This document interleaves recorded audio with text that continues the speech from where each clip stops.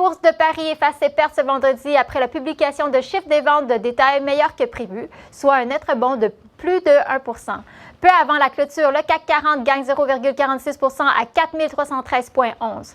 Dans l'actualité, Eutelsat Communications dégringole en bourse. L'action de l'opérateur de satellite chute de 29 à 19 € après avoir été réservée à la baisse en ouverture. Un réexamen approfondi de l'organisation et des priorités est en cours.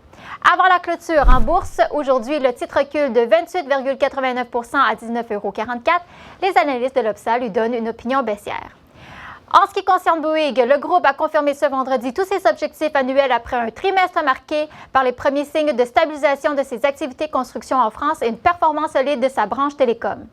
Le titre bondit de 3,43 à 29,875 € au premier trimestre 2016. Le groupe affiche une perte nette de 180 millions d'euros contre 157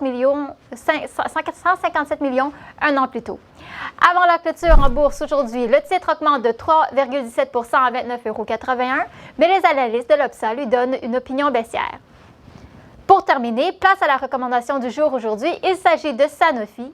Le titre a cassé une oblique haussière en place depuis le 11 février dernier. Il évolue sous ses moyennes mobiles à 20 et 50 séances. Celle-ci se retourne à la baisse. De son côté, le RSI s'inscrit en territoire négatif et ne montre aucun signe de retournement.